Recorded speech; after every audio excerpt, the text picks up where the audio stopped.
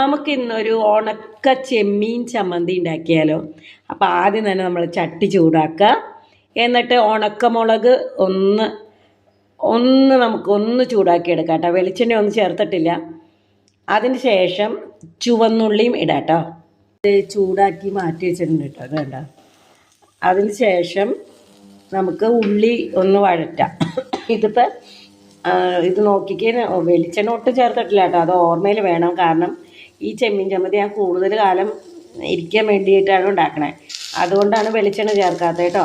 മുളകും ഉള്ളിയും നമുക്ക് വഴറ്റി കഴിയുമ്പോൾ നമ്മുടെ ഉണക്കച്ചെമ്മീനില്ലേ, ഉണക്കച്ചെമ്മീൻ ഇട്ട് ഒന്ന് ചൂടാക്കാം കേട്ടോ.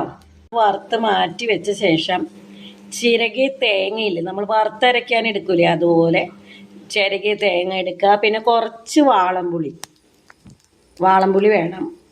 പിന്നെ ഇതാണ്ട ഈ വാളംപുളി മേടിച്ചതാണ്. ഇത് നമുക്ക് കുറച്ചെടുത്ത് ഇതിൻ്റെ കൂടെ ചേർക്കാം.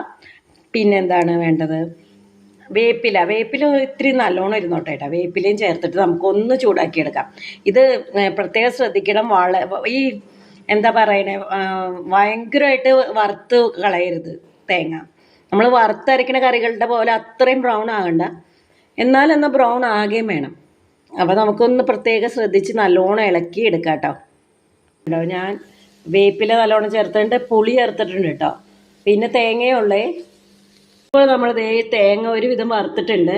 അപ്പോൾ ആ സമയത്ത് നമുക്ക് എല്ലാവരും കൂടി മിക്സ് ചെയ്തിടാം.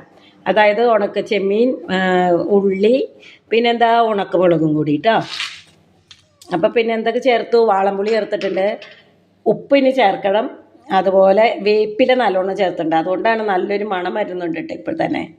ഞാനും കൂടി മിക്സാക്കി. ഇനി ഇത് വേറൊരു പാത്രത്തിലേക്ക് മാറ്റി ചൂടാറിയ ശേഷം മിക്സിയിലിട്ട് പൊടിക്കുക കേട്ടോ.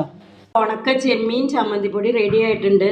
ഇത് വെളിച്ചെണ്ണ ചേർക്കാത്തതുകൊണ്ട് എല്ലാവർക്കും ഉണ്ടാക്കാം കേട്ടോ. കുറേ നാൾ സൂക്ഷിച്ച് വെക്കാം. വെളിച്ചെണ്ണ ചേർക്കാത്ത ഉണക്ക ചെമ്മീൻ ചമ്മന്തിപ്പൊടി ഇപ്പോൾ റെഡി ആയിട്ടുണ്ട്. വെളിച്ചെണ്ണ ചേർക്കാത്തതുകൊണ്ട് എല്ലാവർക്കും കൂടുതൽ കാലം ഉപയോഗിക്കാം കേട്ടോ.